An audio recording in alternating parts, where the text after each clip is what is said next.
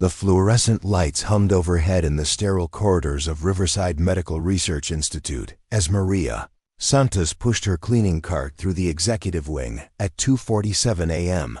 Her gray uniform hung loose on her thin frame, and her dark hair was pulled back under a worn baseball cap that had seen better years. To the rare late-night researcher who might glimpse her, she was just another invisible worker keeping the prestigious institute spotless for the next day's groundbreaking medical discoveries. Before we jump back in, tell us where you're tuning in from, and if this story touches you, make sure you're subscribed because tomorrow, I've saved something extra special for you. But Maria wasn't cleaning tonight. She was hunting. Her weathered hands moved with practiced precision as she slipped a master key into Dr. Richard Coleman's corner office, the same office where she had once sat across from him as his most promising researcher, discussing treatments that could save thousands of cancer patients. That was before she discovered what he was really doing with their research, before he destroyed her life to protect his empire of lies. As Maria powered up Coleman's computer, her fingers trembling slightly as she entered the password she had memorized from months of careful observation, she thought about the faces that haunted her dreams. Sarah Chun, age 34, mother of twin boys who had trusted their experimental immunotherapy treatment. Marcus Williams, a high school teacher who had postponed his retirement to try their revolutionary cancer therapy. Jennifer Foster, barely 22, who had believed their promises that she could beat stage 4 lymphoma. All dead, not from cancer, but from the treatment that was supposed to save them. The computer screen glowed to life, displaying files that contained 8 years of evidence Maria had been methodically gathering. Tonight, Dr. Richard Coleman's perfect world, built on falsified research and buried safety data, was about to crumble. Tonight, the invisible custodian was going to remind the medical establishment that some truths refuse to stay buried, no matter how powerful the people trying to hide them. Dr. Maria Santos had once been everything a medical researcher dreamed of becoming. 8 years ago, she was the lead oncology researcher at Riverside Medical Research Institute, holder of 2 PhDs in molecular biology and biomedical engineering, and the architect of what promised to be the most revolutionary cancer treatment in modern medicine. Her colleagues called her brilliant. Medical journals featured her research on their covers. Hospital administrators courted her with offers that would have set her up for life. But Maria had never cared about the money or the prestige. She had entered cancer research for one reason, a reason that lived in her memories as clearly as if it had happened yesterday rather than 15 years ago. Her younger sister Carmen had died at age 19 from acute lymphoblastic leukemia, and Maria had held her hand in those final moments, promising that she would dedicate her life to ensuring other families never had to endure such devastating loss. That promise had driven Maria through medical school, through her doctoral programs, through countless 18-hour days in the laboratory developing and refining immunotherapy protocols that could train the human immune system to recognize and destroy cancer cells with unprecedented precision.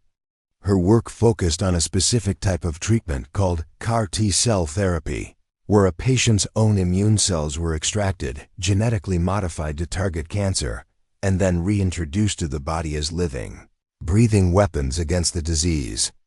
The breakthrough had come in early 2016, when Maria successfully demonstrated that her modified protocol could achieve complete remission in 93% of patients with advanced blood cancers, compared to the 37% success rate of existing treatments.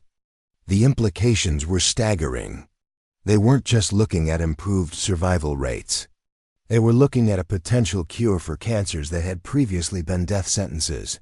Dr. Richard Coleman, the Institute's research director, had been ecstatic when Maria presented her initial findings. A tall, silver-haired man with an impressive academic pedigree and connections throughout the pharmaceutical industry, Coleman understood immediately that Maria's discovery represented not just medical advancement, but financial opportunity on a scale that could transform Riverside into one of the most powerful research institutions in the world. What Maria hadn't understood then was that Coleman's enthusiasm wasn't rooted in the potential to save lives, but in the potential to generate profits that could reach into the billions of dollars. She had been naive enough to believe that everyone in medical research shared her commitment to patient welfare above all else. That naivety was about to cost her everything she had worked for, and ultimately, cost innocent people their lives. The first signs of trouble emerged during the expanded clinical trials that began in the summer of 2016. Maria had been meticulous in designing the safety protocols for testing her treatment on human patients, insisting on extensive monitoring and conservative dosing schedules that would minimize risk while maximizing therapeutic benefit. But as the trials progressed, she began noticing discrepancies between her protocols and what was actually being administered to patients. When she questioned Coleman about these variations, he dismissed her concerns with explanations about regulatory requirements and pharmaceutical industry standards that Maria didn't fully understand. After all, Coleman had been managing clinical trials for 20 years, while Maria's expertise lay in laboratory research rather than human testing protocols. She trusted his experience and focused on her laboratory work, monitoring the biological markers that would indicate whether her treatment was performing as expected. But the data that began coming back from the clinical trials didn't match what Maria was seeing in her laboratory studies. Patients were experiencing side effects that shouldn't have occurred with her carefully calibrated treatment protocols. Recovery times were longer than anticipated. Most troubling of all, some patients who should have responded positively to the therapy were showing no improvement, while others were actually getting worse. Maria spent weeks reviewing her laboratory data, convinced that she had made some fundamental error in her research. She ran test after test, seeking the flaw in her methodology that could explain why the human trials weren't matching her laboratory results. But every test confirmed what she already knew. Her treatment worked exactly as designed when administered according to her specifications. That's when she made the decision that would change everything. Instead of continuing to question her own research, Maria decided to investigate what was actually happening in the clinical trials themselves. She began reviewing patient records, examining dosage schedules, and comparing the treatment protocols being used with patients against the specifications she had provided to Coleman and his clinical team. What she discovered made her physically ill. The treatment being given to patients wasn't her carefully designed therapy at all. Coleman and his team had modified her protocols extensively, increasing dosage levels far beyond safe parameters, while simultaneously reducing the monitoring and safety measures that were essential for patient protection.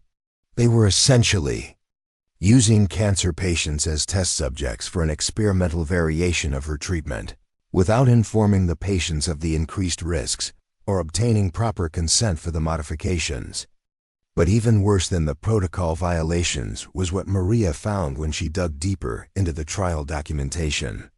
Coleman had been falsifying safety data, hiding adverse reactions from regulatory authorities, and misrepresenting patient outcomes to make the modified treatment appear more successful than it actually was. Patients who had died from treatment complications were being listed as cancer deaths rather than therapy-related fatalities. Side effects that should have triggered immediate treatment suspension were being minimized or omitted entirely from official reports. The scope of the deception was breathtaking. Coleman wasn't just violating medical ethics.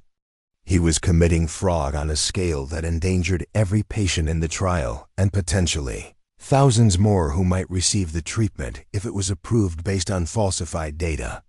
Maria realized that her life's work was being perverted into a vehicle for corporate profit at the expense of the very people she had dedicated her career to helping. When Maria confronted Coleman with her findings in October 2016, his response revealed the true extent of his corruption. He didn't deny the falsification or attempt to justify the protocol violations. Instead, he calmly explained that Maria's idealistic approach to medical research was incompatible with the realities of modern pharmaceutical development. The treatment would eventually save lives, he argued, but only if they could demonstrate enough commercial potential to attract the massive investment required for full-scale production and distribution. The modified protocols were necessary, Coleman claimed, because Maria's conservative approach would take years longer to demonstrate efficacy, during which time thousands of cancer patients would die waiting for a treatment that might help them. The falsified safety data was simply a matter of managing regulatory bureaucracy that didn't understand the urgency of bringing life-saving treatments to market.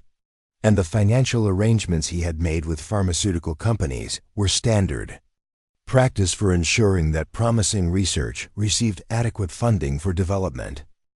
Preparing and narrating this story took us a lot of time, so if you are enjoying it, subscribe to our channel. It means a lot to us. Now back to the story. Maria listened to Coleman's rationalization with growing horror, realizing that he genuinely believed his own justifications for what was clearly medical fraud. But what terrified her most was his final warning. If she attempted to expose what she had discovered, she would not only destroy her own career, but would ensure that her treatment never reached the patients who desperately needed it. Coleman had documentation that could make it appear that Maria herself had been complicit in the protocol violations, and he wouldn't hesitate to use that documentation to protect himself and the Institute. Despite Coleman's threats, Maria knew she couldn't remain silent while patients were being harmed by the perversion of her research. She spent the next 2 weeks carefully documenting everything she had discovered, creating detailed reports that outlined the protocol violations, the falsified data, and the potential harm being caused to trial participants. She made copies of patient records, recorded conversations with Coleman and other research staff, and compiled evidence that she believed would be sufficient to trigger a thorough investigation by medical authorities. On November 15, 2016, Maria submitted her evidence to the Food and Drug Administration, the Institutional Review Board that oversaw the Institute's research ethics, and the Illinois Department of Public Health. She also sent copies to 3 medical journals that had published her earlier research, believing that peer review and public scrutiny would ensure that the truth could not be suppressed. Maria had expected resistance from Coleman and the Institute administration, but she had naively believed that regulatory authorities and the broader medical community would respond appropriately to clear evidence of research fraud and patient endangerment. She had trusted in the systems that were supposed to protect research integrity and patient safety, convinced that presenting the truth would be sufficient to ensure justice. She was about to learn how thoroughly those systems could be corrupted. When enough money and influence were at stake, the response to Maria's whistleblowing began within 48 hours of her submissions to regulatory authorities. Coleman called her into his office on November 17th, accompanied by 2 men Maria didn't recognize but who carried themselves with the cold professionalism of corporate lawyers. They informed Maria that her accusations had been investigated and found to be without merit, based on her misunderstanding of standard clinical trial procedures and regulatory requirements. Furthermore, they continued, Maria's unauthorized access to patient records and confidential trial data constituted a serious violation of medical privacy laws and Institute policies. Her research privileges were immediately suspended pending a full investigation of her conduct, and she was prohibited from accessing any Institute facilities or communicating with trial participants, regulatory authorities, or media outlets about her allegations. Maria protested that she had followed proper whistleblower protocols and that her evidence clearly demonstrated serious ethical violations, but the lawyers simply handed her a legal document that made her blood run cold. They had compiled what appeared to be evidence that Maria herself had been falsifying research data, manipulating laboratory results, and violating safety protocols in ways that directly contradicted her accusations against Coleman. The documentation was sophisticated and convincing, clearly prepared by people who understood both medical research procedures and legal vulnerabilities. They had telephone recordings of conversations that had been edited to make it sound like Maria was discussing ways to hide negative trial results. They had computer records showing that Maria's access credentials had been used to modify patient data in ways that supported their narrative of her misconduct. They had testimony from research staff claiming that Maria had pressured them to ignore safety concerns in order to advance her career. All of it was fabricated, but Maria realized with growing despair that proving the fabrication would be nearly impossible. Coleman and his allies had resources and connections that she couldn't match, and they had clearly been preparing for the possibility of whistleblower accusations long before Maria discovered their fraud. They had built a comprehensive defense that not only protected them from her allegations but actively portrayed her as the corrupt party in the situation. Within a week, Maria found herself facing criminal charges for research misconduct, patient privacy violations, and fraud. Her laboratory access was revoked, her research funding was frozen, and her colleagues began avoiding her as word spread that she was under investigation for the very crime she had tried to expose. The medical journals that had received her evidence either ignored her submissions entirely or published brief statements indicating that her allegations had been investigated and found to be unsubstantiated. The regulatory authorities that were supposed to protect patient safety issued statements confirming that they had found no evidence of impropriety in the clinical trials Maria had questioned. The Institutional Review Board concluded that her accusations were based on misinterpretations of standard procedures and recommended that she receive additional training in research ethics before being permitted to resume her work. Most devastating of all, the patients who had been harmed by the falsified treatment protocols never learned the truth about what had happened to them. Their families continued to believe that their loved ones had died from cancer complications rather than medical malpractice, and the dangerous treatment protocols continued unchanged because Maria's warnings had been thoroughly discredited. By January 2017, Maria's career in medical research was effectively over. No research institution would hire someone who had been investigated for research fraud, regardless of whether the charges were ultimately proven.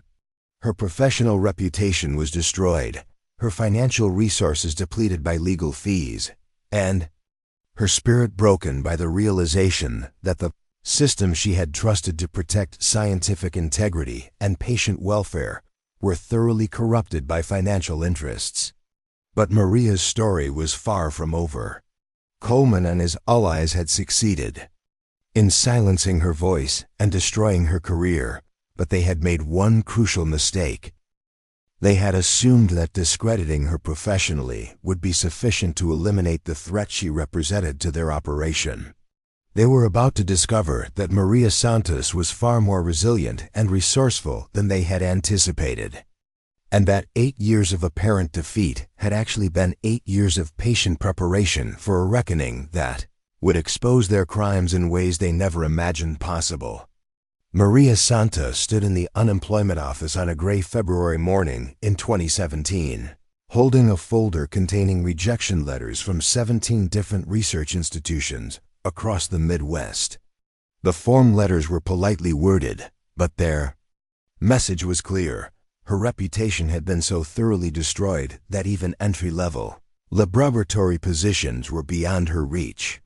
The scientific community had closed ranks against her, and she was discovering that blacklisting in medical research was more complete and permanent than she had ever imagined possible.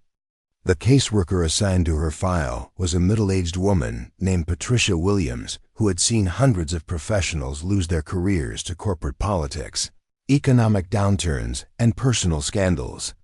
But Maria's case was different in ways that Patricia couldn't quite articulate. Unlike most displaced workers who came through her office, Maria possessed qualifications that should have made her immediately employable, yet she was being systematically rejected for positions far below her expertise level. When Patricia suggested that Maria might need to consider work outside her field while the legal issues surrounding her case were resolved, Maria felt something fundamental break inside her. The idea of abandoning medical research entirely meant abandoning her promise to Carmen, abandoning the patients who desperately needed effective cancer treatments, and allowing Coleman's corruption to stand unchallenged indefinitely. But she also realized that continuing to fight through conventional channels was futile when those channels had been thoroughly compromised. That's when Maria made a decision that would define the next 8 years of her life. If the medical establishment wanted to treat her as if she didn't exist, she would use that invisibility as a weapon. If they wanted to pretend that her qualifications and expertise were worthless, she would find another way to apply those abilities to expose their crimes. And if they thought that destroying her career would silence her permanently, they were about to discover just how wrong they could be. Maria's transformation from respected researcher to invisible custodian didn't happen overnight. It required careful planning, strategic thinking, and a level of patience that she had to develop through months of frustration and false starts. Her first challenge was finding employment that would provide both financial survival and access to the information she needed to build a case against Coleman and his conspirators. The solution came through Patricia Williams, who mentioned that Northwestern Memorial Hospital was hiring for their environmental services department. The position involved night shift cleaning and maintenance work throughout the hospital complex, including the research wings where visiting scientists from institutions like Riverside frequently conducted collaborative projects. The pay was barely above minimum wage, the hours were brutal, and the work was physically demanding in ways that Maria's academic career had never prepared her for. But the position offered something that made all those hardships worthwhile: complete invisibility within the medical community she was trying to investigate. Hospital custodians were so thoroughly ignored by doctors and researchers that Maria quickly realized she could move through medical facilities with almost total freedom, observing conversations and accessing areas that would have been impossible to reach through any other means. Maria's first weeks as a hospital custodian were humbling in ways that went far beyond the physical demands of the work. She had spent her entire adult life in environments where her intelligence and expertise were recognized and valued, where people sought her opinions and deferred to her judgment on complex scientific questions. Now she was performing repetitive manual labor while being treated as if she were intellectually incapable of understanding the medical discussions happening around her. The invisibility was particularly jarring because it was so complete. Doctors and researchers would discuss confidential patient information, research protocols, and institutional politics while she cleaned nearby, apparently assuming that custodial staff were either too unintelligent to understand the significance of what they were hearing or too unimportant to pose any security risk. Maria quickly learned that her years of advanced education had taught her nothing about how thoroughly class distinctions operated within medical institutions. But that invisibility also provided unprecedented access to information that would have been impossible to obtain through any other means. As Maria developed relationships with other custodial staff, she learned that Northwestern Memorial had extensive contracts with Riverside for collaborative research projects, meaning that Coleman and his team regularly worked in facilities where she now had legitimate access. She began volunteering for overtime shifts that would place her in research areas during evening hours when visiting scientists were most likely to be working. The intelligence gathering process was painstakingly slow and required Maria to develop skills that her academic training had never addressed. She learned to memorize conversations word for word, since taking notes would have been impossible while maintaining her custodial duties. She taught herself to recognize significant documents, from brief glimpses while emptying trash cans or cleaning workstations. Most importantly, She mastered the art of being present without being noticed, moving through spaces in ways that allowed her to observe without drawing attention to herself. Maria's breakthrough came in the summer of 2017, nearly 6 months into her custodial work, when she overheard a conversation between Coleman and Dr. Jennifer Patterson, a pharmaceutical executive who was visiting Northwestern to discuss licensing agreements for Maria's stolen research. They were meeting in a conference room that Maria was scheduled to clean, and they continued their discussion while she worked, apparently considering her presence no more significant than that of the furniture. The conversation revealed details about the clinical trial fraud that even Maria hadn't fully understood. Coleman wasn't just falsifying safety data for her specific treatment. He was running a comprehensive operation that involved multiple research projects, numerous pharmaceutical companies, and systematic corruption of the regulatory approval process. The scope of the conspiracy was far larger than Maria had imagined, involving millions of dollars in fraudulent research funding and potentially thousands of patients who had received dangerous or ineffective treatments.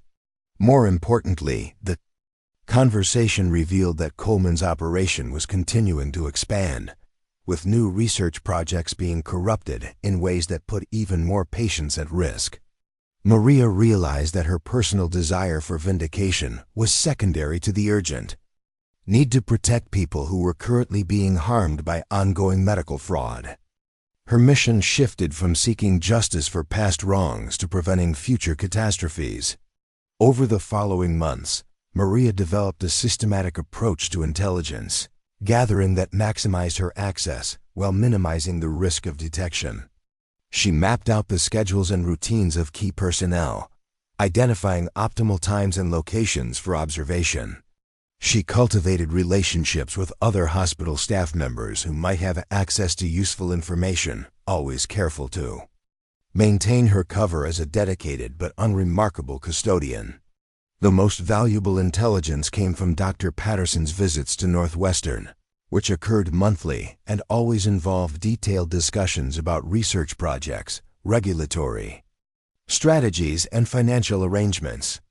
Maria learned that Coleman had partnerships with 7 different pharmaceutical companies, each focused on different aspects of medical research, but all involving the same pattern of protocol violations, data falsification, and regulatory fraud. She also discovered that her own treatment protocols were still being used, but in increasingly dangerous ways as Coleman's team modified them to generate more dramatic results for marketing purposes. Patients were receiving dosages that were 3 times higher than Maria's safely tested levels, while monitoring procedures had been reduced to save costs. The mortality rate among trial participants had increased significantly, but those deaths were being attributed to cancer progression rather than treatment complications. The psychological toll of this work was enormous. Maria was simultaneously invisible to the people around her and hyper-aware of everything happening in her environment.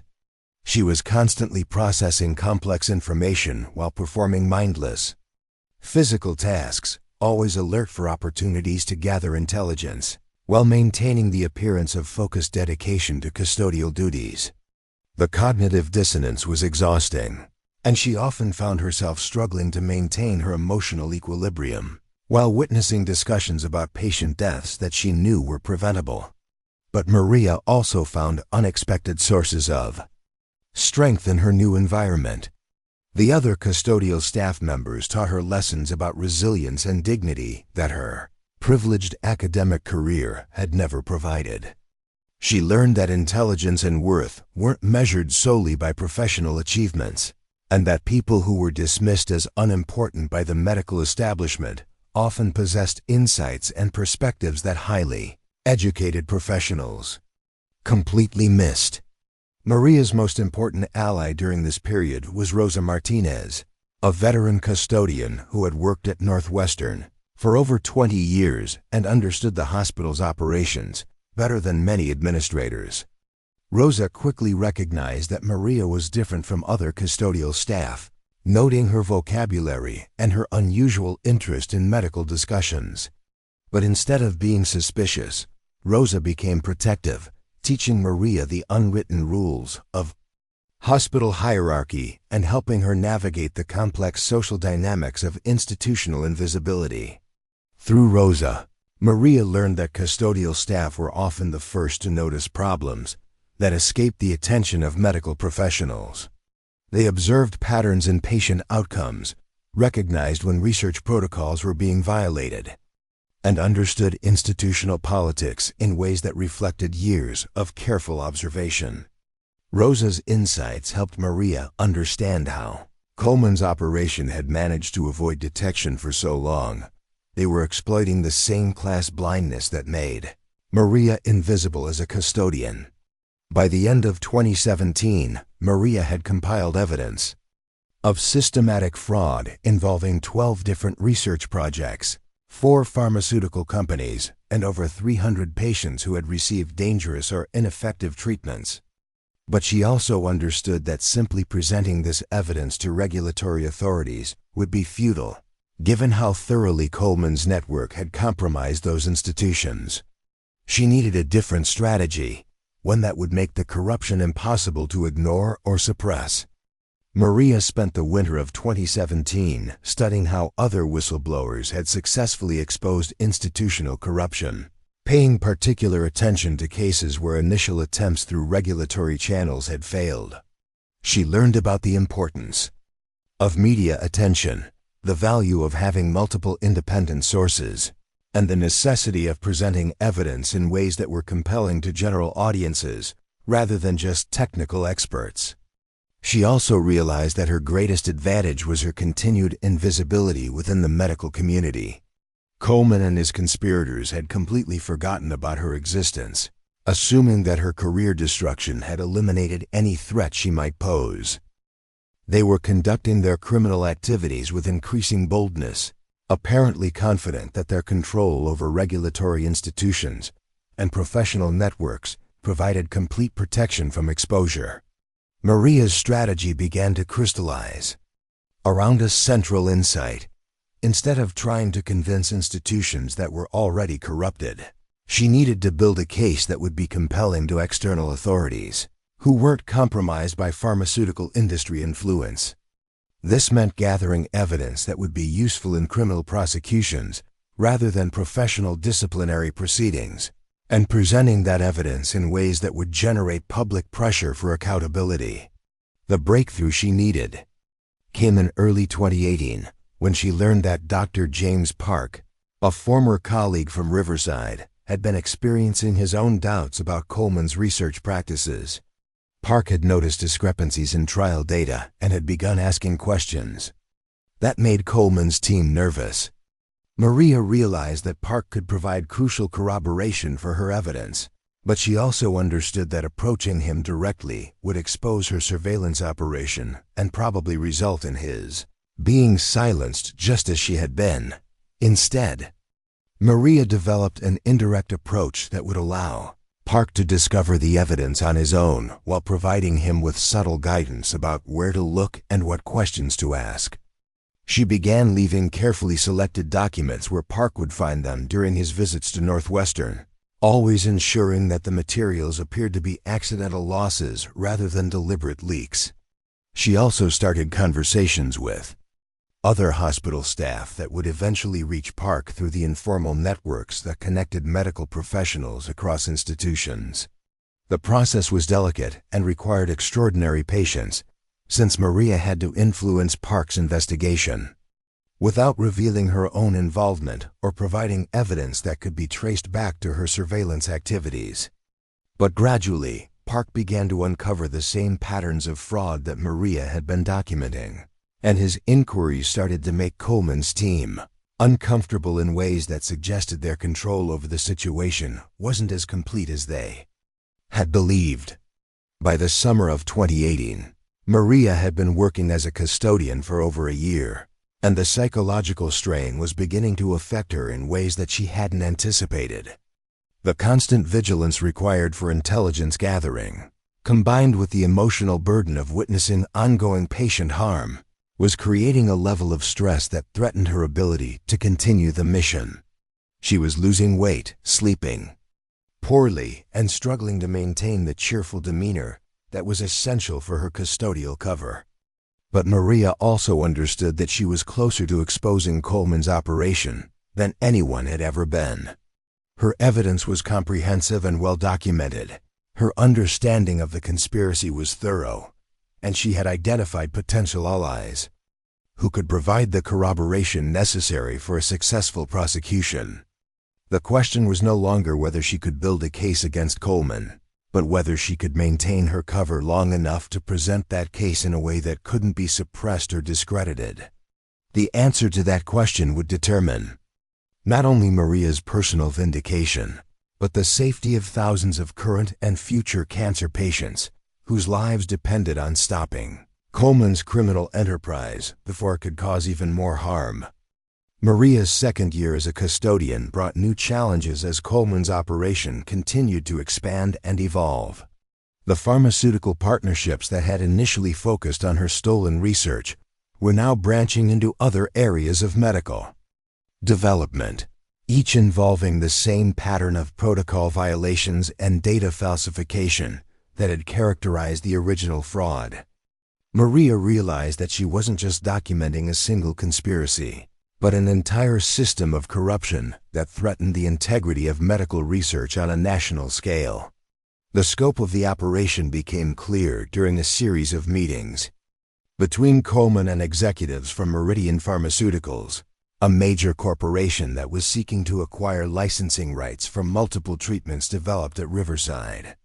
Maria learned that Meridian wasn't just purchasing individual therapies. They were essentially buying access to a research pipeline that could produce falsified results on demand, allowing them to bring products to market without the time and expense of legitimate safety testing. The financial arrangements involved were staggering. Meridian was paying Riverside over $50 million annually for research services, with additional performance bonuses tied to successful regulatory approvals. Coleman personally received consulting fees that exceeded his official salary by a factor of 10, while other researchers involved in the conspiracy were receiving similar financial incentives to participate in the fraud. But the human cost was even more devastating than the financial corruption. Maria's careful tracking of patient outcomes revealed that the modified treatment protocols were killing people at rates that far exceeded what would be expected from cancer progression alone. The mortality statistics were being manipulated to hide this pattern, with deaths attributed to disease complications rather than treatment toxicity. But the underlying reality was undeniable. Coleman's operation was systematically murdering cancer patients for profit. The psychological impact of this knowledge was almost unbearable. Maria would spend her days cleaning hospital rooms where cancer patients were receiving treatments based on Coleman's falsified research, knowing that many of those patients were being given false hope while being exposed to unnecessary risks. She watched families celebrate temporary improvements that were likely to be followed by devastating complications, and she observed medical professionals who genuinely believed they were providing cutting-edge care while unknowingly participating in elaborate fraud. The worst moments came when Maria encountered patients who reminded her of Carmen. Young people facing devastating diagnoses, families desperate for any hope of survival, individuals whose courage and determination deserved better than the corrupted medical system that was failing them. These encounters reinforced Maria's commitment to exposing the truth, but they also highlighted the urgency of her mission in ways that made the slow pace of evidence gathering almost torturous. Maria's investigative work was also becoming more sophisticated as she learned to exploit weaknesses in Coleman's security procedures. She discovered that research data was often left unsecured on computer systems during evening hours, and that important documents were frequently discarded in ways that allowed her to retrieve them during her custodial duties. She developed techniques for photographing documents with a concealed camera, for accessing computer systems during brief moments when they were left unattended, and for recording conversations using equipment hidden in her cleaning supplies. The most valuable intelligence came from Coleman's private communications with pharmaceutical executives and regulatory officials. Maria learned that the corruption extended far beyond Riverside and Meridian, involving officials at the Food and Drug Administration who were receiving payments to expedite approvals, medical journal editors who were publishing fraudulent research without proper peer review, and academic institutions that were knowingly participating in the conspiracy in exchange for research funding. The network of corruption was so extensive that Maria began to understand why her initial whistleblowing efforts had been so thoroughly suppressed. Coleman's operation had compromised virtually every institution that was supposed to provide oversight for medical research, creating a system where fraud could operate with impunity as long as it generated sufficient profits for all participants. But Maria also identified potential vulnerabilities in the conspiracy that suggested ways it might be exposed. The financial arrangements were complex and involved multiple jurisdictions, creating opportunities for criminal prosecution that would be difficult for the participants to suppress. The patient safety violations were severe enough to trigger public outrage if they became widely known. And the scope of the operation was so large that it involved numerous individuals who might be willing to provide testimony in exchange for reduced criminal penalties. Most importantly, Maria realized that her unique position as an invisible observer had allowed her to gather evidence that the conspirators themselves didn't realize existed. They had been conducting their criminal activities with the assumption that custodial staff were too unintelligent or unimportant to understand the significance of what they were witnessing. This assumption had led them to discuss sensitive matters openly and to handle confidential documents carelessly, creating a comprehensive record of their crimes that could support criminal prosecution. Maria's strategy for exposing the conspiracy began to focus on identifying external authorities who hadn't been compromised by pharmaceutical industry influence. She researched federal prosecutors who had successfully handled complex fraud cases, investigative journalists who had exposed medical corruption, and law enforcement agencies that specialized in healthcare crimes.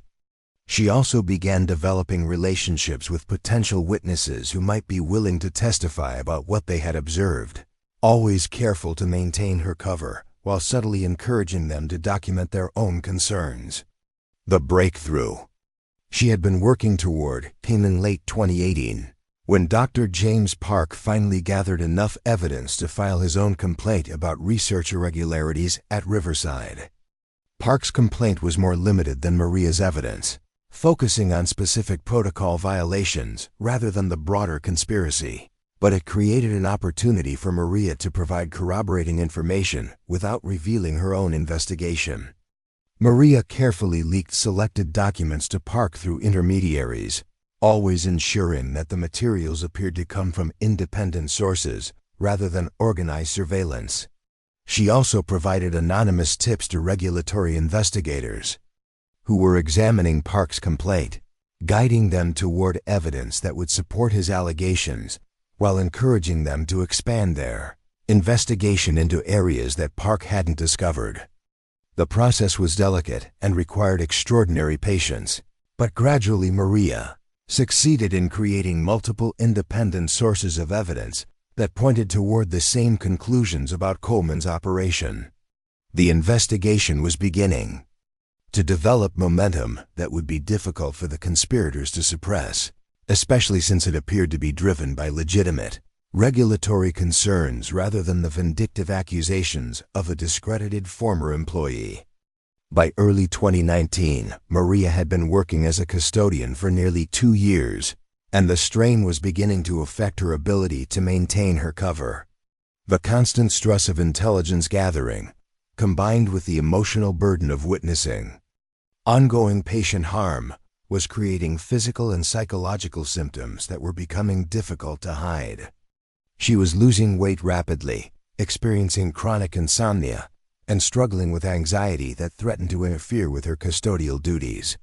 But Maria also understood that the investigation was reaching a critical point where her continued Surveillance might no longer be necessary. The evidence she had gathered was comprehensive enough to support criminal prosecution, and the external investigators who were now examining Coleman's operation had sufficient momentum to continue their work without her direct involvement. The question was whether she could maintain her cover long enough to ensure that the investigation reached its conclusion without being suppressed by the powerful interests involved in the conspiracy. The answer would determine not only the success of her 8-year mission, but the fate of thousands of cancer patients whose lives depended on exposing the truth about the corrupted medical research that was supposed to be saving them. Maria's hands trembled as she wiped down the conference table in the Riverside executive boardroom, her movements deliberately slow to buy precious time for what she was about to do. The monthly pharmaceutical summit was scheduled to begin in 30 minutes, bringing together Coleman, 3 Meridian executives, and 2 FDA officials for what they euphemistically called a regulatory coordination meeting. Maria had been cleaning this room for nearly 3 years, invisible to the powerful men who gathered here to orchestrate their criminal enterprise. But tonight would be different. Hidden beneath the false bottom of her cleaning cart was a recording device sophisticated enough to capture every word spoken in the room, a piece of equipment that had cost Maria 6 months of her custodial salary, but represented her best opportunity to gather the direct evidence she needed. She had spent weeks learning the room's acoustics, testing placement locations during her regular cleaning shifts, and memorizing the exact positions where the device would be most effective while remaining undetected. The irony wasn't lost on her that she was using the same invisibility that had protected Coleman's conspiracy to finally document its crimes. For 3 years, these men had discussed murder and fraud while she cleaned around them, apparently convinced that custodial staff lacked the intelligence to understand the significance of their conversations.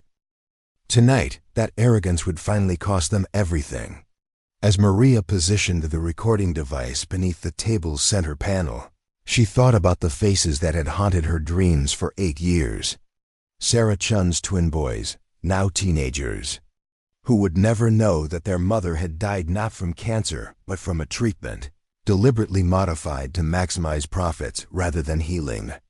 Marcus Williams' students, who had dedicated a memorial scholarship in his name without knowing he had been murdered by medical fraud. Jennifer Foster's parents, who still donated to cancer research believing their daughter's death had contributed to advancing treatments that would save other young lives. The conference room door opened just as Maria finished positioning the device, and she quickly resumed her cleaning routine, while Dr. Patterson from Meridian entered with 2 colleagues she hadn't seen before. Patterson nodded absently in Maria's direction, the same dismissive acknowledgement she had received hundreds of times over the past 3 years. To Patterson, Maria was simply part of the building's infrastructure, no more worthy of attention than the lighting fixtures or ventilation system. Coleman arrived minutes later, his silver hair perfectly styled, and his expensive suit reflecting the success built on 8 years of systematic patient murder. He was followed by Dr. Rebecca Foster and Dr. Stephen Mitchell from the FDA, both of whom Maria had researched extensively during her intelligence gathering. Foster was the regulatory review officer who had been approving Coleman's falsified research data, while Mitchell supervised the expedited approval process that had allowed dangerous treatments to reach patients without proper safety testing. Maria had learned that both FDA officials were receiving consulting fees from Meridian that exceeded their government salaries, payments disguised as speaker honoraria and research grants, but effectively functioning as bribes for regulatory corruption. The documentation of these payments was among the most damaging evidence Maria had compiled, since it demonstrated that the conspiracy extended into the federal agencies responsible for protecting public safety. As the meeting participants settled into their chairs, Maria continued her cleaning routine while listening to their casual conversation about weekend plans and family activities. The cognitive dissonance was staggering, hearing people discuss their children's school events and vacation destinations while preparing to coordinate activities that would kill cancer patients for profit. Maria had long since stopped being surprised by the banality of evil, but she never stopped being horrified by it. The formal meeting began with Patterson presenting an update on Meridian's quarterly revenues from treatments, based on Maria's stolen research. The numbers were astronomical, with the modified immunotherapy protocols generating over $200 million in the previous quarter alone. But Patterson's presentation also revealed that the mortality rates among patients receiving the treatments had increased significantly, creating what he termed public relations challenges that required careful management. Coleman's response to these mortality statistics demonstrated the complete absence of medical ethics that had allowed the conspiracy to operate for so long. Instead of expressing concern about patient deaths, he suggested modifications to the reporting procedures that would make the deaths less visible to regulatory oversight. Patients who died within 30 days of treatment would be classified as cancer deaths rather than therapy-related fatalities, while those who survived longer would be counted as treatment successes regardless of their ultimate outcomes. Dr. Foster from the FDA immediately agreed to implement these modified reporting standards, explaining that similar adjustments had been made for other pharmaceutical companies facing comparable challenges. The casual nature of this discussion revealed that systematic fraud wasn't an aberration within the regulatory system, but a standard operating procedure for managing inconvenient safety data. Maria forced herself to maintain her cleaning routine while processing the implications of what she was hearing. These people weren't just criminals. They were serial killers operating within the medical system with complete impunity. They were discussing patient deaths as statistical inconveniences rather than human tragedies, and they were actively working to hide evidence of their crimes from the families and communities affected by their actions. The conversation then shifted to expanding the conspiracy into new areas of medical research. Mitchell explained that the FDA was prepared to expedite approval processes for treatments targeting pediatric cancers, creating opportunities for even more profitable fraud. The prospect of extending their criminal operation to include children seemed to generate particular enthusiasm among the participants, apparently because pediatric medications commanded higher prices and received less regulatory scrutiny. Coleman proposed adapting Maria's immunotherapy protocols for use in childhood leukemia treatments, modifications that he estimated could generate over $500 million in annual revenue for Meridian. But his casual discussion of the technical details revealed that the proposed modifications would be even more dangerous than the adult treatments, involving dosage levels that were virtually guaranteed to cause fatal complications in young patients. The callousness of this discussion was almost unbearable for Maria, who remembered her sister Carmen's struggle with leukemia and understood exactly what Coleman was proposing. He was planning to murder children with cancer while their desperate parents paid enormous sums for treatments that were deliberately designed to fail.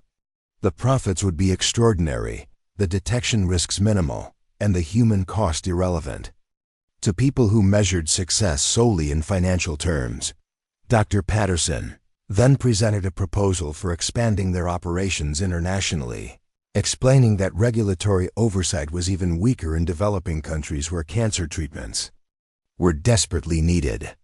Meridian had identified opportunities in Southeast Asia and Sub-Saharan Africa where they could test experimental modifications to Solon research without meaningful safety monitoring or informed consent procedures.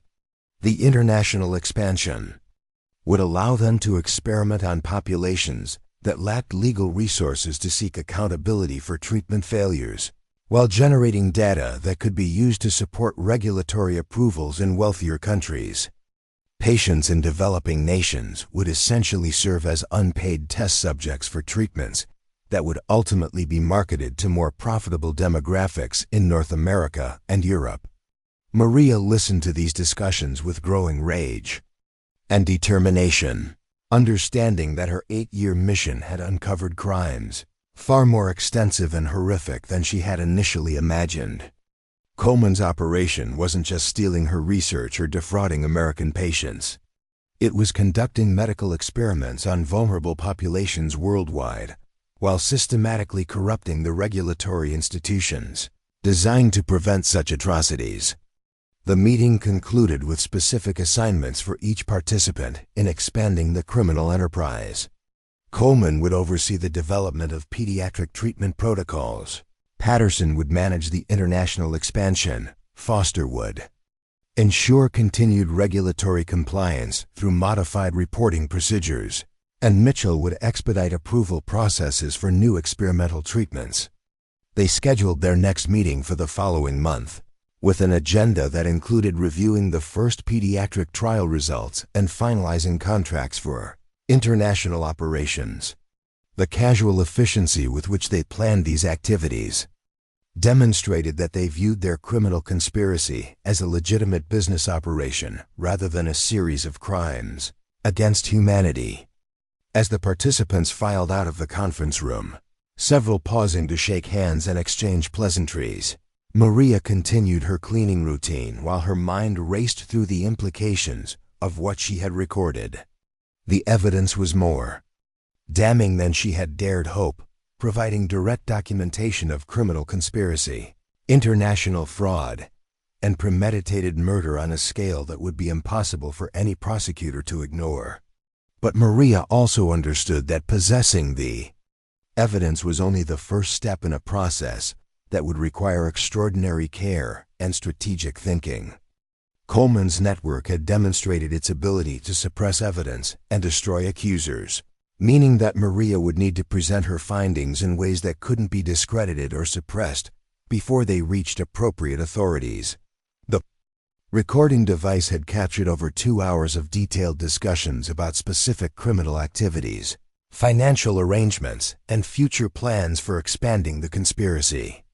Combined with the documentary evidence Maria had gathered over 3 years of surveillance, the recordings provided a comprehensive case that could support criminal prosecutions under multiple federal statutes, including healthcare fraud, conspiracy, murder, and international racketeering. Over the following weeks, Maria carefully transcribed the recorded conversations while developing a strategy for presenting her evidence to law enforcement authorities who hadn't been compromised by pharmaceutical industry influence. She researched federal prosecutors with track records of successful healthcare fraud prosecutions, identifying several individuals who appeared to have the expertise and integrity necessary to handle a case of this magnitude. Maria also began reaching out to investigative journalists who specialized in medical corruption, always using anonymous communication methods that couldn't be traced back to her custodial position.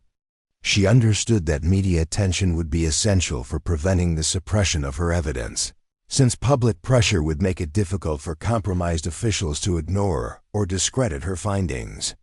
The process required extraordinary patience and careful planning, since Maria needed to maintain her custodial cover while orchestrating a complex strategy for exposing the conspiracy. She continued her regular cleaning duties at Northwestern while secretly organizing the most comprehensive exposure of medical fraud in American history, always aware that a single mistake could result in her murder and the permanent suppression of evidence that could save thousands of lives. Maria's breakthrough came when she identified Linda Torres, an investigative reporter for the Chicago Tribune, who had previously exposed corruption in the Illinois Department of Public Health. Torres had a reputation for thorough research and ethical reporting, qualities that made her an ideal candidate for presenting Maria's evidence to the public in ways that would generate appropriate law enforcement response. Through a series of anonymous communications, Maria began providing Torres with selected pieces of evidence that would allow her to independently verify the scope of Coleman's conspiracy. The process was delicate, since Maria needed to guide Torres's investigation without revealing her own surveillance activities or compromising her continued access to intelligence. Torres's initial response exceeded Maria's expectations, demonstrating both the journalistic skills and ethical commitment necessary to handle such a complex story. Torres began conducting her own investigation into Riverside's research practices, interviews with former employees, and analysis of publicly available financial records that corroborated many of Maria's findings. But Maria understood that, even the most comprehensive media coverage would be insufficient without coordinated law enforcement action. Coleman's network had survived previous exposures by discrediting accusers and suppressing evidence, meaning that Maria needed to ensure that criminal investigations would proceed simultaneously with media attention. Her solution involved coordinating the release of evidence to multiple recipients simultaneously, creating a situation where the conspiracy couldn't suppress all investigations before they gained momentum. Maria planned to provide her evidence to federal prosecutors, investigative journalists, medical ethics boards, and patient advocacy organizations on the same day, making it impossible for Coleman's network to contain the exposure. The timing would be critical, since Maria's continued safety depended on remaining invisible until the moment when her evidence became public. Once her role in exposing the conspiracy became known, she would become a target for people who had already demonstrated their willingness to commit murder to protect their criminal enterprise. Maria spent months preparing for what she privately called Revelation Day, the moment when 8 years of patient surveillance would finally expose the truth about Coleman's operation. She organized her evidence into comprehensive packages for each recipient, developed secure communication methods for coordinating the simultaneous release, and created backup plans for ensuring that the information would become public, even if she was killed before the exposure could be completed. The psychological pressure of this preparation was enormous, since Maria understood that she was essentially planning to declare war against some of the most powerful people in American medicine and pharmaceutical industry. But she also understood that thousands of lives depended on her courage to finally break the silence that had protected Coleman's criminal enterprise for nearly a decade. As Maria finalized her preparations for exposing the conspiracy, she reflected on the journey that had brought her from respected researcher to invisible custodian to secret intelligence gatherer. The transformation had cost her everything she had valued about her former life, but it had also provided her with unique insights into how medical corruption operated and unique opportunities to document crimes that would otherwise have remained hidden forever. The Invisible Woman was finally ready to step into the light and reveal the truth that would change everything. The fluorescent lights in Linda Torres's newsroom office cast harsh shadows across the scattered documents that covered every surface of her desk, evidence of the most comprehensive medical fraud investigation in Chicago Tribune history. Torres had been working 18-hour days for the past month, following leads provided by her anonymous source, while conducting her own independent verification of claims that seemed almost too horrific to believe. The scope of the conspiracy. She was uncovering challenged everything she thought she knew about medical research integrity and regulatory oversight. Maria Santos stood outside the Tribune building on a cold October morning in 2024, watching Torres through the third-floor window as the journalist prepared to publish the story that would finally expose Coleman's criminal empire. After 8 years of silence, 8 years of invisibility, 8 years of methodical evidence gathering, Maria was hours away from revealing the truth that would vindicate her stolen research and protect thousands of future patients from systematic medical fraud. But Maria's anticipation was tempered by the knowledge that Coleman's network wouldn't surrender without a fight. These were people who had murdered cancer patients for profit, who had corrupted federal regulatory agencies, who had built a criminal enterprise worth hundreds of millions of dollars. They would use every resource at their disposal to discredit her evidence and destroy anyone who threatened their operation, just as they had destroyed her career 8 years earlier. The difference now was that Maria was no longer fighting alone. Torres's investigation had independently confirmed many of her findings, creating multiple sources of evidence that would be difficult to suppress simultaneously. Dr. James Park had continued his own inquiries into research irregularities at Riverside, providing additional corroboration from within the medical establishment. And federal prosecutor Angela Rodriguez had begun a criminal investigation based on anonymous tips that pointed toward the same pattern of fraud and conspiracy that Maria had been documenting. Rodriguez was a career prosecutor with the U.S. Attorney's Office for the Northern District of Illinois, a woman whose reputation for integrity and competence had survived 20 years of complex white-collar crime prosecutions. Maria had researched Rodriguez extensively before deciding to provide her with evidence, confident that she possessed both the legal expertise and ethical commitment necessary to pursue criminal charges against Coleman's network, regardless of political pressure or industry influence. The coordination required for Maria's revelation strategy had been extraordinarily complex, involving secure communication with multiple recipients while maintaining her custodial cover at Northwestern Memorial Hospital. She had spent months developing anonymous communication protocols that would allow her to guide investigations without revealing her identity until the moment when her testimony would be needed for criminal prosecutions. Torres's article was scheduled for publication in the morning edition, providing detailed documentation of the conspiracy along with recordings and financial evidence that made denial impossible.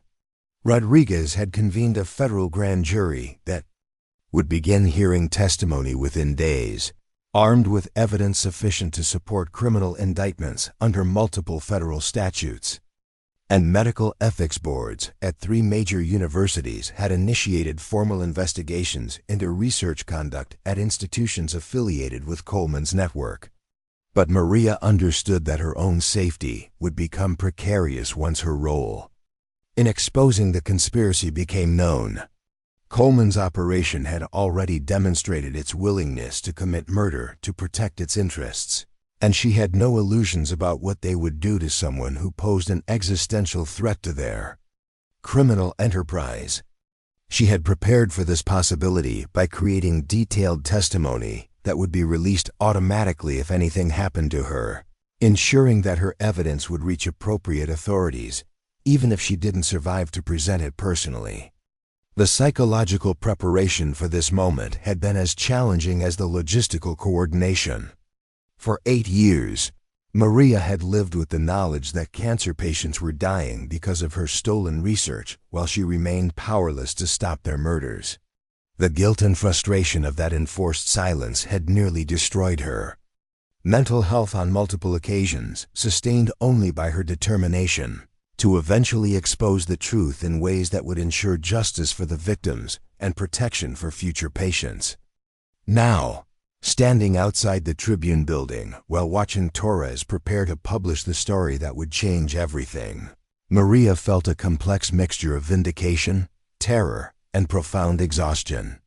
The invisible custodian was about to step into the brightest spotlight imaginable, trading 8 years of safety through anonymity for the vulnerability that comes with speaking truth to power. Maria's phone buzzed with a text message from Torres. "Story goes live in 2 hours. Are you ready for this?" The journalist still didn't know Maria's real identity, but their months of anonymous communication had developed into a professional relationship built on mutual respect and shared commitment to exposing the truth. Torres understood that her source was taking enormous personal risks to provide this evidence, and she had promised to protect Maria's identity until the moment when testimony might be required for criminal proceedings. Rodriguez had made a similar commitment, agreeing to accept Maria's evidence through intermediaries while allowing her to remain anonymous until federal protection could be arranged. The prosecutor understood that witnesses in healthcare fraud cases often faced retaliation from powerful interests, and she had developed protocols for protecting sources who provided evidence about medical conspiracy and corruption. But Maria also knew that her anonymity would be temporary at best. Coleman's network would quickly identify her as the likely source of the leaked evidence, given her unique access to the information that Torres was publishing. Her years of invisibility as a custodian had provided perfect cover for intelligence gathering, but that same invisibility would make her an obvious suspect once the conspiracy was exposed. The first sign that Maria's carefully planned revelation was succeeding came at 6:47 a.m., when Torres's article appeared on the Tribune's website with the headline, "Cancer Patients Murdered for Profit: Inside America's Largest Medical Fraud Conspiracy." The story detailed 8 years of systematic fraud involving falsified research data, corrupted regulatory approvals, and deliberate patient endangerment for financial gain. Within minutes, the article was being shared across social media platforms and picked up by national news outlets. The recorded conversations that Maria had captured during pharmaceutical executive meetings provided undeniable evidence of criminal conspiracy, while the financial documentation showed the scope of the fraud in terms that general audiences could understand. Dr. Richard Coleman's response was swift and predictable. By 8:30 a.m., his lawyers had issued a statement denying all allegations and threatening legal action against the Tribune for publishing what they characterized as fabricated evidence provided by disgruntled former employees with personal vendettas. Coleman himself appeared on a Chicago morning television program, projecting the calm authority that had protected him for 8 years while dismissing the accusations as baseless attacks on legitimate medical research. But Coleman's confident denials began to crumble when federal agents arrived at Riverside Medical Research Institute with search warrants that had been prepared based on Maria's evidence. Rodriguez had coordinated the raids to occur simultaneously with the Tribune's publication, ensuring that Coleman's team wouldn't have time to destroy incriminating evidence before law enforcement could secure it. The images of FBI agents carrying boxes of documents out of Riverside's executive offices dominated news coverage throughout the day, providing visual confirmation that the Tribune's allegations were being taken seriously by federal authorities. The contrast between Coleman's dismissive television appearance and the reality of federal agents seizing his files created a narrative tension that kept the story in the headlines and prevented his usual strategy of controlling media coverage through industry connections. Maria watched these developments from her apartment, a modest one-bedroom space that reflected 8 years of custodial wages, but also provided the anonymity she had needed to conduct her investigation. She had called in sick to her custodial job, claiming a family emergency that would excuse her absence while the initial chaos of the revelation played out. Her supervisors at Northwestern had no reason to connect their reliable night shift custodian with the massive fraud investigation dominating local news coverage. But Maria understood that her anonymity would end soon. Rodriguez had scheduled a meeting for the following morning where Maria would finally reveal her identity and provide detailed testimony about her surveillance activities. The prosecutor had arranged for federal protection, understanding that Maria would become a target once her role in exposing the conspiracy became known. The transition from invisible observer to protected witness would mark the end of one phase of Maria's mission and the beginning of another. For 8 years, she had focused on gathering evidence and building a case against Coleman's network. Now she would need to survive long enough to present that evidence in court, while helping prosecutors understand the complex technical details that made the fraud possible. Dr. James Park's decision to come forward publicly provided crucial validation for the Tribune's reporting and Rodriguez's investigation. Park held a press conference that afternoon, confirming many of the allegations against Coleman while revealing additional evidence of research misconduct that he had discovered through his own inquiries. His willingness to speak openly, despite obvious risks to his own career, demonstrated the courage that medical professionals could show when presented with undeniable evidence of systematic patient endangerment. Park's testimony also provided crucial credibility for the overall investigation, since he was a respected researcher without any apparent personal grievances against Coleman or Riverside. His independent corroboration of the fraud allegations made it impossible for Coleman's supporters to dismiss the evidence as the fabrication of disgruntled former employees or vindictive competitors. The pharmaceutical industry's response revealed the extent of the conspiracy's influence throughout the medical establishment. Meridian Pharmaceuticals issued a statement, distancing itself from Coleman's research while announcing an internal investigation into its regulatory approval processes.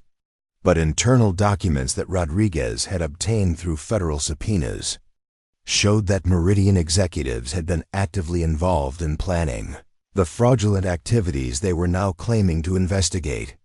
Other pharmaceutical companies with connections to Coleman's network began conducting damage control efforts that inadvertently provided additional evidence of the conspiracy's scope.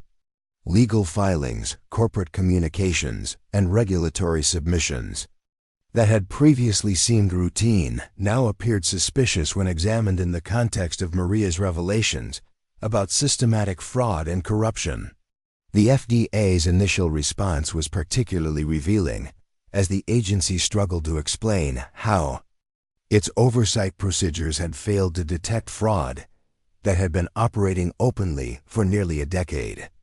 Internal emails obtained through Freedom of Information Act requests showed that agency officials had received numerous warnings about Coleman's research practices but had dismissed them as unfounded complaints from competitors or disgruntled employees. Dr. Rebecca Foster and Dr. Stephen Mitchell, the FDA officials who had been receiving payments from Meridian, were placed on administrative leave pending the outcome of the criminal investigation. Their suspension effectively confirmed that the corruption extended into federal regulatory agencies, validating Maria's claims about systematic institutional compromise that went far beyond individual research misconduct.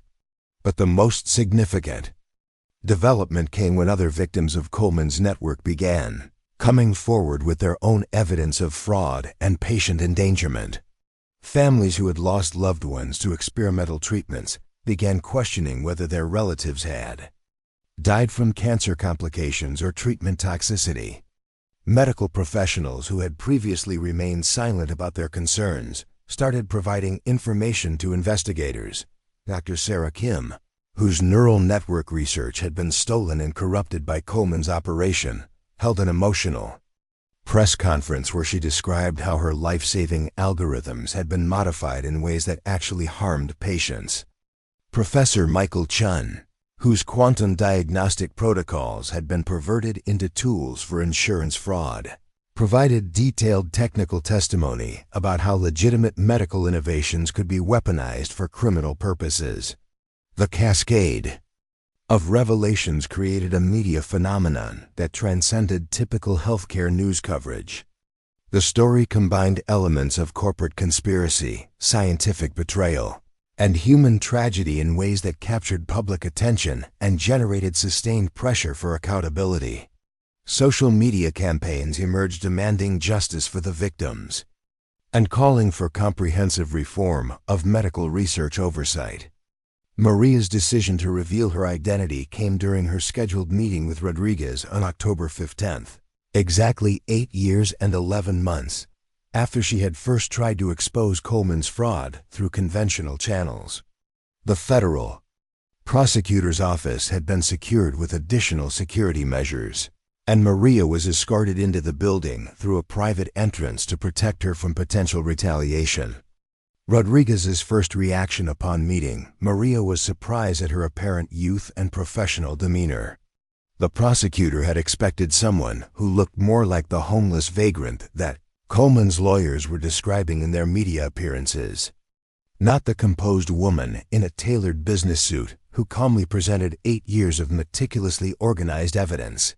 Maria's testimony took 3 days to complete, covering not only the specific crimes she had documented, but also the technical details of how legitimate medical research could be corrupted for criminal purposes. Her explanations of immunotherapy protocols, regulatory approval processes, and pharmaceutical industry practices provided Rodriguez with the scientific foundation necessary to understand the full scope of the conspiracy and its implications for public health. The most compelling aspect of Maria's testimony was her ability to connect abstract concepts of research fraud with specific human consequences. She provided detailed information about individual patients who had been harmed by Coleman's modified treatment protocols, families who had been deceived about their loved ones' causes of death, and communities that had been systematically victimized by medical professionals they trusted to provide healing rather than harm.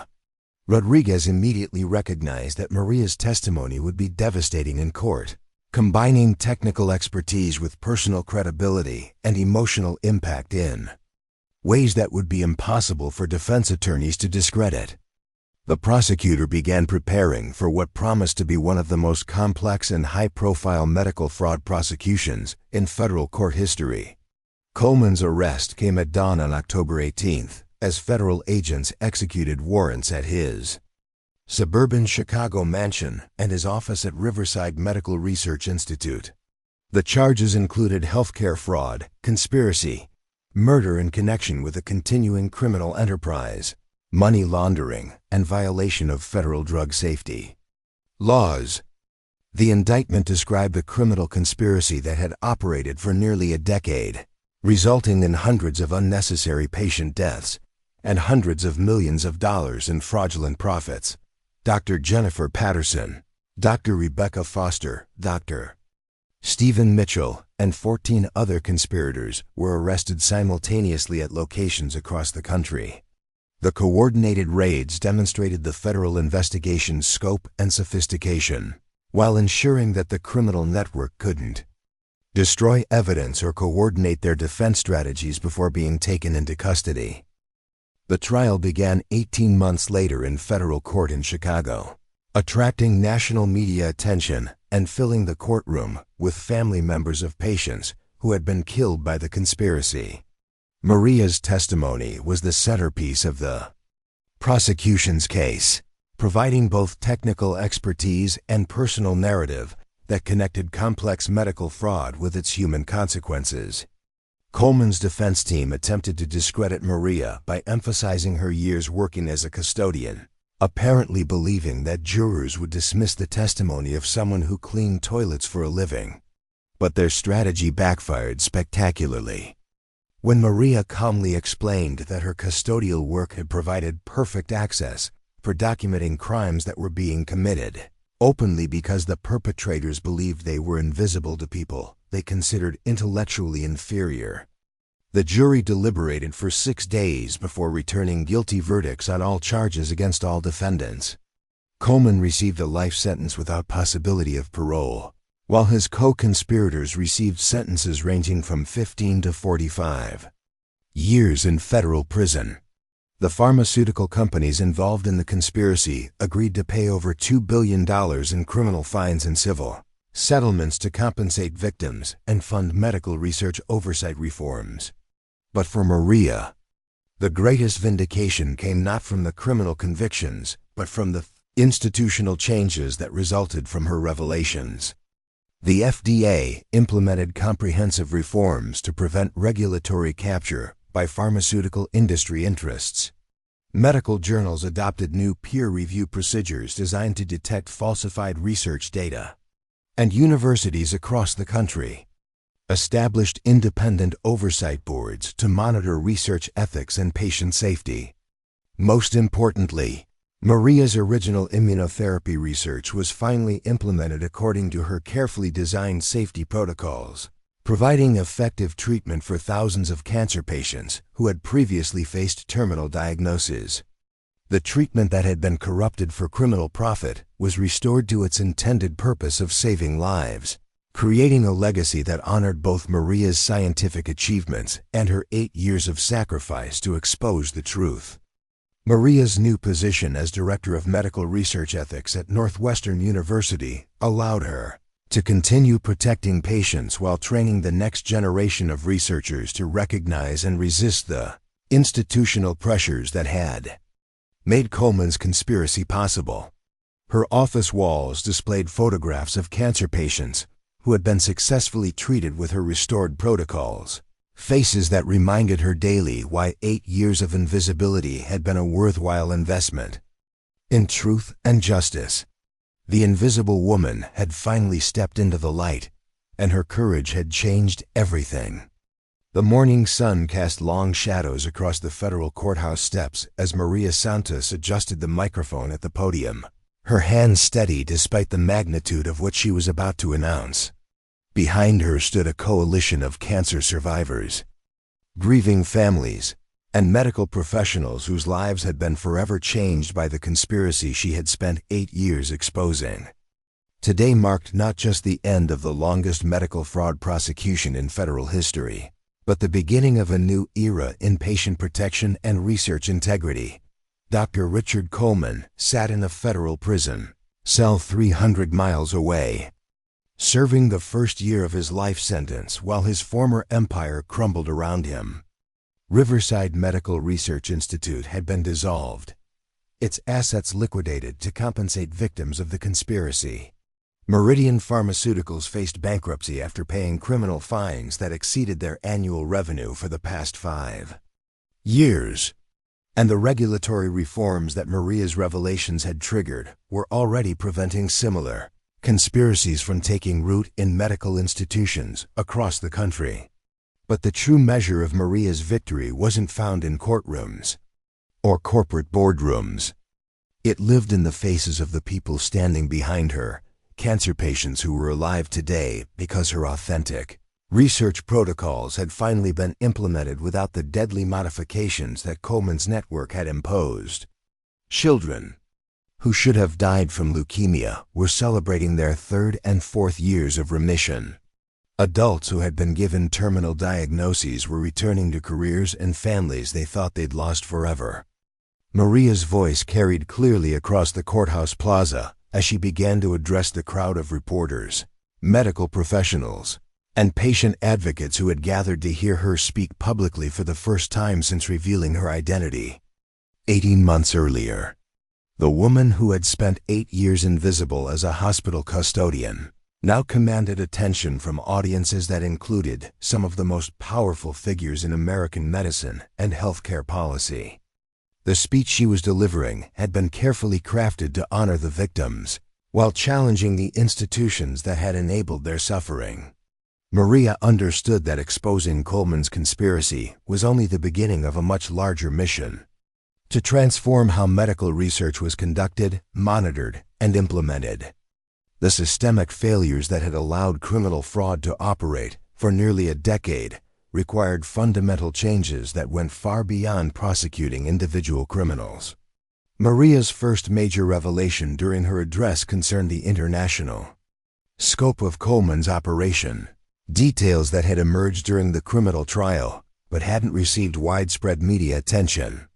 The conspiracy had extended into medical systems in 17 different countries, where regulatory oversight was even weaker than in the United States. Thousands of patients in developing nations had received experimental treatments based on falsified research, often without any informed consent or safety monitoring. The global implications of the fraud had prompted the World Health Organization to launch its own investigation into pharmaceutical industry practices, leading to the discovery of similar conspiracies operating in Europe, Asia, and South America. Maria's courage in exposing the truth had created a domino effect that was transforming medical research integrity worldwide, protecting patients who would never know her name, but whose lives had been saved by her willingness to sacrifice everything for justice. But Maria's address also focused on the heroes who had emerged during the long fight for accountability. Dr. James Park, who had risked his career to provide corroborating evidence about research misconduct. Linda Torres, whose investigative reporting had brought the conspiracy to public attention despite threats and intimidation from powerful interests. Angela Rodriguez, the federal prosecutor who had pursued justice regardless of political pressure from pharmaceutical industry lobbyists. Each of these individuals had made personal sacrifices to support Maria's mission, demonstrating that institutional change required collective courage rather than individual heroism. The conspiracy had been defeated not by a single whistleblower, but by a community of people who refused to accept that patient safety should be subordinated to corporate profits or professional convenience. Maria's most emotional moment during the address came when she spoke about her sister Carmen, whose death from leukemia 15 years earlier had motivated her entire career in cancer research. Carmen's photograph was displayed on a large screen behind the podium, showing a young woman whose bright smile and determined expression had inspired Maria through 8 years of seemingly impossible challenges. The immunotherapy protocols that Maria had developed in Carmen's memory were now saving lives across the globe, implemented according to the safety standards that had originally been designed to honor Carmen's struggle with cancer. Every patient who recovered using Maria's authentic research represented a victory, not just over medical fraud, but over the despair and helplessness that had driven Maria to dedicate her life to cancer treatment. But Carmen's legacy extended beyond the specific treatments that bore her influence. The institutional reforms that had emerged from Maria's revelations included the Carmen Santos Patient Protection Act, federal legislation that required independent monitoring of clinical trials and mandatory reporting of adverse events that couldn't be suppressed by pharmaceutical industry pressure. The legislation had been sponsored by Senator Patricia Morrison, whose own son had been killed in military action, but who understood that protecting vulnerable populations required vigilance against all forms of institutional betrayal. Morrison's support had been crucial in overcoming industry opposition to the reforms, demonstrating that political courage could emerge from unexpected sources when confronted with undeniable evidence of systematic wrongdoing. Maria's address then shifted to the practical implications of the institutional changes that had resulted from her revelations. The FDA had implemented comprehensive reforms that included independent review boards, mandatory conflict of interest reporting, and real-time monitoring of clinical trial safety data. Medical journals had adopted new peer review procedures that made falsification of research data virtually impossible to hide from academic scrutiny. Most importantly, universities and research institutions had established patient advocacy programs that gave ordinary citizens meaningful input into research priorities and safety standards. These programs ensured that research subjects weren't treated as expendable test subjects, but as partners in advancing medical knowledge for the benefit of all patients facing similar diagnoses. The financial implications of the reforms were staggering but necessary. Pharmaceutical companies now faced mandatory insurance requirements that would compensate patients harmed by research misconduct, regardless of whether criminal charges were filed against individual researchers. The insurance costs created powerful economic incentives for companies to maintain rigorous safety standards rather than cutting corners to maximize profits.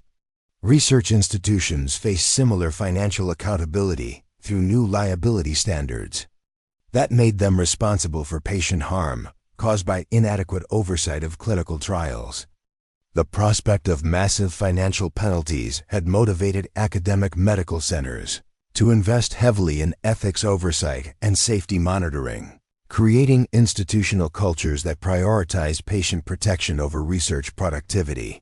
But the most significant change was cultural rather than regulatory.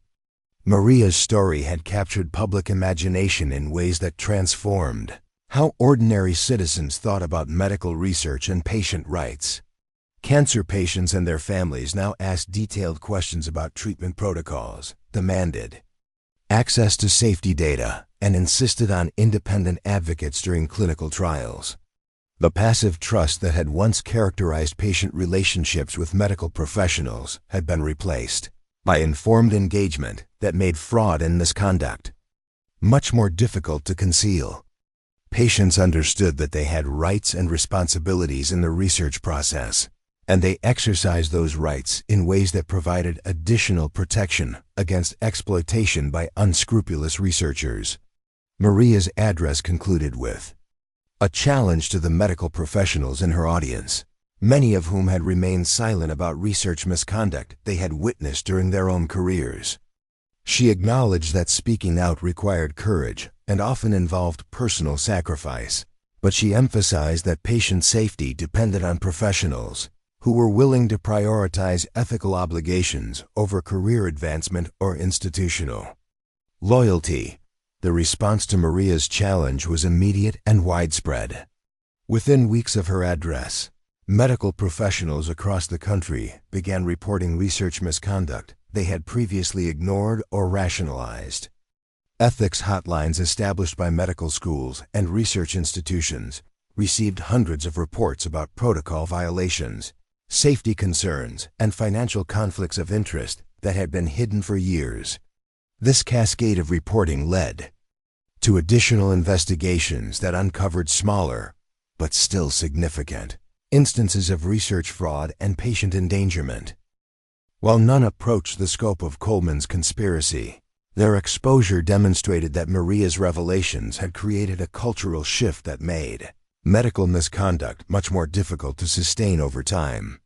The institutional changes also extended into medical education, where Maria's story became a case study in research. Ethics courses required for all students pursuing careers in clinical research.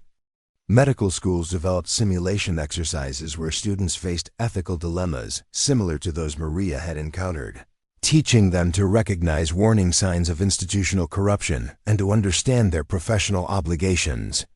To protect patient welfare, law schools began offering specialized courses in healthcare fraud prosecution, training attorneys to recognize and investigate medical misconduct that required both legal expertise and technical understanding of research procedures.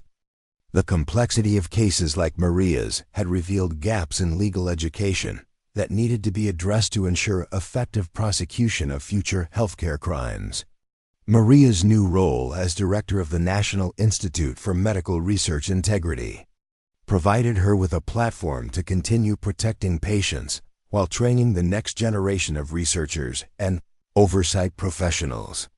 The Institute, funded by settlements from the pharmaceutical companies involved in Coleman's conspiracy, represented a permanent institutional commitment to preventing similar crimes in the future. The Institute's work focused on developing new technologies for detecting research fraud, training investigators to recognize complex patterns of misconduct, and supporting whistleblowers who faced retaliation for reporting safety concerns. Maria's experience had revealed that protecting individual courage was essential for maintaining institutional integrity over time. But perhaps the most meaningful aspect of Maria's new position was her direct contact with cancer patients who benefited from the authentic implementation of her research protocols. The Institute's patient liaison program allowed her to meet regularly with people whose lives had been saved by treatments that honored her original safety standards rather than the corrupted modifications that Coleman's network had imposed. These meetings provided Maria with constant reminders of why her 8 years of sacrifice had been worthwhile. Every conversation with a survivor, every photograph of a child celebrating another year of remission, every letter from a grateful family represented validation that transcended any professional recognition or financial compensation she might receive. The patients also provided Maria with insights that shaped her ongoing work to improve medical research practices. Their perspectives on informed consent procedures, safety monitoring, and communication about treatment risks helped her understand how research could be made more responsive to patient needs and concerns. Maria's story had also inspired similar investigations into other areas of medical fraud and institutional corruption. Healthcare insurance fraud, pharmaceutical marketing misconduct, and medical device safety violations were receiving increased scrutiny from investigators who had learned techniques from the Coleman prosecution. The ripple effects extended into other industries, where complex technical knowledge was required to detect fraud and where institutional cultures had traditionally protected wrongdoers from accountability. Financial fraud, environmental crime, and defense contractor misconduct were all being investigated using approaches that had been pioneered during Maria's case. But the most important legacy of Maria's courage was the demonstration that individual integrity could ultimately triumph over institutional corruption. Even when the odds seemed impossible and the personal costs were enormous, her story provided inspiration for other potential whistleblowers who faced similar choices between personal safety and public welfare. The patients who surrounded Maria during her courthouse address represented just a small fraction of the people whose lives had been saved by her willingness to sacrifice everything for truth and justice. Across the globe, cancer patients were receiving effective treatments, medical researchers were conducting ethical studies, and regulatory agencies were protecting public health rather than corporate profits. Carmen Santos had died 15 years earlier, but her memory lived on in every patient whose life was saved by the research protocols her sister had developed in her honor.